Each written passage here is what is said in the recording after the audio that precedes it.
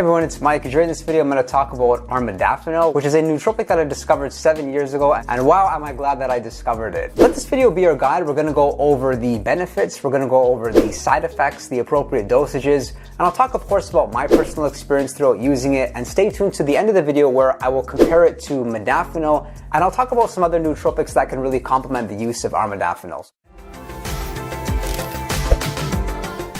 If you're unfamiliar with it, it is a nootropic that a lot of entrepreneurs, a lot of students, and a lot of ambitious people are beginning to use to improve their productivity. And the way people are able to achieve these higher levels of productivity is by using Armodafinil, and that Armodafinil is a wakefulness agent, meaning it's not necessarily a stimulant, but you'll feel more aroused, you'll feel more alert under the influence of it. And that's where it's really impressed me. I was looking really for like a limitless pill, if you've seen the movie, a pill where I could really just transform my life and be the best me. And that's how I discovered Armodafinil. Not necessarily that it met that expectation, but it definitely did enhance my performance, and I was very impressed. What are the benefits of Armodafinil? You're gonna have much improved mental clarity. You're gonna have an improved ability to focus. It has very mood enhancing effects. It can help you with depression. It can help you with anxiety. You'll even feel a little bit of euphoria. It actually serves somewhat as an appetite suppressant. So if you're on a cutting diet, or you're restricting your calories, or you're doing intermittent fasting, then Armodafinil also serves as a great tool. It's very effective at reducing impulse decisions, like making bad decisions or emotionally reacting to something where you know that you shouldn't be. It'll increase your resistance to fatigue, meaning you'll be able just to concentrate for a long period of time. Under the influence of Armodafinil, you're just able to pile through your work and just maintain this really nice level of concentration where you're engaged, you're present, and you're in a very resourceful state. What really interested me about Armodafinil is that there are essentially no side effects, or no side effects that would really concern you. Some people do experience like slight headaches or moderate headaches, but they're usually nothing too severe. And that is, again, what makes Armodafinil better, in my opinion, than modafinil. As myself included, you can experience some pretty severe headaches with modafinil, even if you're doing all the right things. With Armodafinil, you're just able to take it and just be very, very, very productive for about 9 or 10 hours straight. From my experience, there's other nootropics that can really nicely complement the effects of Armodafinil. Like if you're not taking adaptogens, irregardless of Armodafinil, you should definitely be testing and trying rhodiola rosea, Bacopa. These things can work wonders when it comes to calmness, anxiety, feeling more present, and just fighting fatigue in general. But once you blend these with Armodafinil, boy, you are gold, and you can get just a lot done and be your best self. Alongside that, I will note that things like Noopept and the racetams are very effective. Piracetam, Aniracetam, Pramiracetam, and oxiracetam. I'm using those on most days, and I'm still using them on days when I am on Armodafinil or modafinil, as they can really improve with certain aspects. Like Aniracetam can do very special things when it comes to word recall and social anxiety, and Pramiracetam helps to shut down your emotions and be able to concentrate longer on things. I'm such a believer in things like Armodafinil that I had to put out this video so that you can be your true best self. Adrafinil, fortunately, can be purchased over the counter. Like I think on Nootropics Depot or even Amazon, it can improve your concentration and slightly help you to fight off fatigue. I try to imagine a fellow smarter than myself, and then I try to think, what would he do? Charge up your axons, ready your receptors, and shift your lobes into upper beta phase. You are listening to Smart Drug Smart, helping you optimize your brain with the latest breakthroughs in neuroscience, nootropics, and psychopharmacology. Dedicated to the improvement of your own brain by any and all means at your disposal. This week's episode is going to be about aniracetam, one of the racetam class of compounds. The original compound denoted as an ampakine, which is now a family unto itself, and my own personal favorite of the racetams. Some a more scientific approach to the same chemical, so you're getting that today. We're going to be speaking with an expert on drugs' effects on the brain, Professor Keith Wesnes, who holds professorships at multiple universities at Northumbria University in Newcastle and Swinburne University in Melbourne, Australia. Swinburne you may remember from past Smart Drug Smarts guests like Con Stow. I think Swinburne has now provided more Smart Drug Smarts interview subject experts than any other single institution. So thank you to Swinburne, and consider this a dare for all you other institutions out there to catch up in providing awesome guests. So science Scientists in Germany at the German Center for Neurodegenerative Diseases, led by Professor Stefan Remy, have recently published findings about a part of the brain that they've identified as essentially behaving something like a speedometer, but also something like an accelerator, keeping track of the brain's physical movement through space, and how the hippocampus in particular needs to react to that speed of movement. Because one thing that I hadn't really thought about until I read this paper, but is certainly true, is that the speed that an animal is moving at has a lot to do with the amount of redundancy in the input signals that are going to be coming in from that creature's perception of the world. If you're running down a hallway, you've got information coming at you a lot more quickly than if you're just sitting in one space within that hallway. Humans are maybe one counterexample of an animal where we've actually got these very active inner lives where we could be daydreaming or imagining about things, plotting out plans, and the 3D world around us isn't necessarily providing the only important reason for our brains to be keeping busy. But for animals like the mice in this study, this is really a big deal, and what it turns out is that the actual speed of movement within the motor neurons ratchet up and ratchet down the activity within the hippocampus based on the amount of perceptual information that the brain is apparently going to be needing to process. Says Remy, the electrical activity of the hippocampus undergoes rhythmic fluctuations. The faster we move, the faster certain nerve cells are activated. This increased activation rate sensitizes the brain. It becomes more receptive to the changing sensory inputs that have to be processed when moving. This particular area of the brain is quite small. It's really only a few thousand cells in mice. It's located in an area called the medial septum that is directly connected to the hippocampus. We assume that humans have similar nerve cells, as the brains of mice and humans have very similar structure in these regions. The hippocampus also has major roles in memory, and particularly for spatial memory, being able to keep track of the speed of movement is really important as the brain lays down memories about physical locations. And if you're processing the speed of movement incorrectly, you might be drawing a too large or too small mental map representing the area that you're moving through. Scientists are hopeful that this research could lead to new treatments for diseases like Parkinson's, where a lot of the problems stem from the inability of the brain to correctly control the timing of physical movements. As mentioned, these cells seem not just to be a speedometer for the brain, but also to a certain extent an accelerator. They're found to turn on and control the speed of motion. Says Remy, we found that they also give the start signal for locomotion and that they actively control its speed. Until now, this control function was almost exclusively ascribed to the motor cerebral cortex. Happy to report that we picked up another couple of 5-star reviews in iTunes this week. Gas12345 says, keep the science coming, very interesting topics and lots of real-life applicable information. And Murloc18 says, it's well organized and well put with facts and fair overview as opposed to some of the pushing of snake oil and miracle drugs that I so often find. Very factual and straightforward. Thanks to both of you. And moving from iTunes to the website for a second, I also had a really interesting comment that came in off a piece that I posted on the website last week by a reader, Elliot English. There's not enough context here without having read the article to really talk about his response much, but he gave a link in there that was also really interesting, talking about the parallels between intellectual bluster among academics and sexual signaling in peacocks, which there's a danger, of course, to how far you want to stretch any analogy, but I thought that was a pretty clever one.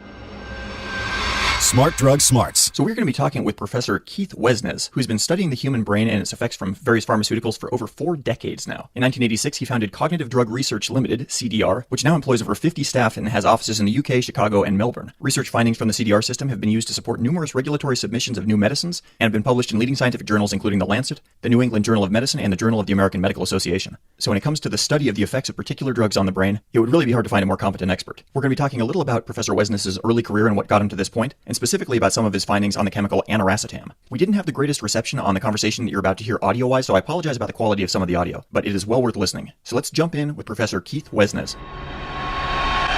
I started at university in Reading, the UK, in 1970, and I went to do physics, but I found that too theoretical, so I switched to psychology. And for my undergraduate project, my supervisor suggested that I looked at the cognitive effects of nicotine. We didn't know that nicotine had a positive effect on human attention at the time, but there was some evidence he'd conducted in work with animals suggesting it was a attentional stimulant. Nicotine was known at the time to affect the brain cholinergic systems. Cholinergic systems, as we know, are the basis for Alzheimer's disease, although that hadn't been discovered at this time. The groups in America and England who discovered Alzheimer's disease did that in 1976. So this was early evidence that the cholinergic system was involved in attention, and the Medical Research Council in the UK supported a PhD project for me to follow up this research using, again, nicotine, but also using a drug called scopolamine, which blocks the cholinergic system, makes you inattentive, causes amnesia, and so on. So during my PhD, I gave healthy young volunteers scopolamine, and the idea was if the cholinergic system was involved in attention, then their concentration, their attention should become poorer, which it did, and then I found that nicotine could reverse those impairments produced by scopolamine. So that was a start of what we call a scopolamine model. Having developed the scopolamine model and published it, the thing I was most interested in was developing sensitive measures to measure the improvements you can see or could potentially see with nicotine and other drugs. So halfway through my PhD, I spent 6 months at the University of Indiana, Bloomington, and they had the early laboratory computers there, which were really exciting. And when I got back to Reading, we had one. And from then on in, I've been automating tests, so presenting information on computer screens and getting people to respond to that information with response buttons, response modules. And that's a very sensitive way of measuring changes in cognitive function. So from the 70s until the early 80s, I developed a computerized test system. And I set up a research company to provide that system to the pharmaceutical industry and other groups who are interested in cognitive function as a scientific service. Hoffman LaRoche read my work on scopolamine and nicotine and said, we've got aniracetam, we'd be interested to study it in the scopolamine model to see whether it would reverse the effects of scopolamine. So we conducted that. We did that trial in Holland with 28 healthy volunteers. So within an hour of injection, scopolamine makes you very drowsy and very inattentive. And then we'd give the compound or the study compounds to see the extent to which they could speed the recovery from this impairment. And what we found was that aniracetam was very effective in actually reversing the effects of scopolamine. We also studied piracetam, which is the forerunner of aniracetam, well, not quite as potent as aniracetam, but that also had some beneficial effects. But aniracetam was the most effective of the two and clearly reversed the effects of scopolamine, which would indicate that it could be used as a cognition enhancer in healthy people or as something to treat people who have cognitive dysfunction due to aging or the failing cholinergic system or both. And the people that you used in that test, were those elderly people or were young, healthy volunteers that had been given scopolamine? Yeah, the first few years that I did the scopolamine model, we used healthy young volunteers. We have subsequently run quite a number of trials in the elderly. The elderly are more sensitive to scopolamine. Therefore, a dose of, for example, 0.2 milligrams injected subcutaneously produces the same deficit in an elderly person as over twice the amount of that in a young person. So and that's probably because the cholinergic system is failing with age and they're more susceptible to the effects. The elderly are obviously a slightly better and more interesting population because that's the population we're aiming drugs to treat age-related memory declines and cognitive declines at. So we have used the elderly as well, but the aniracetam work we did in young volunteers. And you mentioned Hoffman LaRoche. I guess they were the company that first synthesized aniracetam. Is that correct? Yes, as I understand it, yeah. Could you tell us a little about how that drug design work went? Because I know that piracetam was the original racetam, and since the phylogenetic tree of the racetam family is split off in 15 or 20 different directions, there's a whole lot of different racetams now. How did that process come about? Just clever scientists who were interested in developing,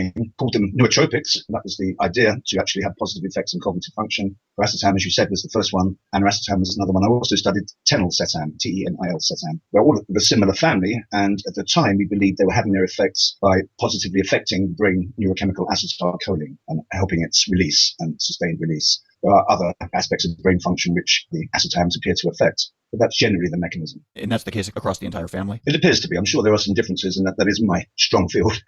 So aniracetam is the original chemical within a class called the Ampakines. Can you tell us about what that is, what that means? Ampakines are a class of chemical which affect glutamatergic transmission. The glutamatergic system is very important in brain function, has a lot of roles and involvements, and Ampakines affect a particular part of the receptor, the NMDA receptor, in a positive way, enabling more constant transmission and improving aspects of memory. An American company called Cortex have developed several different of these Ampakines as cognition enhancers, and they do appear to be successful and effective. It is a good route for improving cognitive function. Aniracetam, I've also read that it's a lipid-soluble chemical. When people are taking it, is it something that should be taken in conjunction with food, in particular with fatty food, so it passes into the body easier, or is that a concern? It's a really good question, and obviously you want drugs to get in. When we studied them, we gave them orally with a light breakfast, and they were effective. But there might be more optimal ways, and I'm sure the producers of aniracetam would advise you the best way to take it, or maybe whether to have some fat at the same time or whether to have it on an empty stomach. Those sorts of things are obviously important. To step back to the scopolamine trial for a moment, it gives rise to the question of these people have sort of intentionally had their cognition hampered by the application of this drug prior to bringing them back up to functional levels with aniracetam. Have there been similar studies, to your knowledge, about people at their baseline level of cognition that they're operating as they normally would to see what improvements there may be? So certainly the scopolamine model is an effective way of testing, but in a number of trials we've conducted, we've also given a placebo scopolamine administration and the active ingredient, and we have seen improvements. When we studied the compound I mentioned earlier, tenilcetam, that did reverse the effects of scopolamine, but also when given it on its own, it did improve aspects of cognitive function. So these compounds don't necessarily require inbuilt or temporary impairment to show their benefits. That actually sounds like a very well-designed study, that you have placebo both for the drug that's acting to impede cognition in one case and then a placebo for the drug to bring cognition back in the other case. It kind of covers all your bases. It does, yeah. Made writing the paper fun. I've taken aniracetam myself on occasion for about the past year and a half, and I've definitely sort of noticed it to have some mood-boosting effects. I've read that in animal models, they have shown anxiolytic effects, anxiety-diminishing effects. Can you talk a little bit about that? Only a little bit. Certainly, when we measure cognitive function, we also measure self-reported mood states, levels of alertness, levels of calmness, levels of contentment. And certainly, as you say, when we administered the scopolamine, it made them feel slightly more anxious, certainly less alert.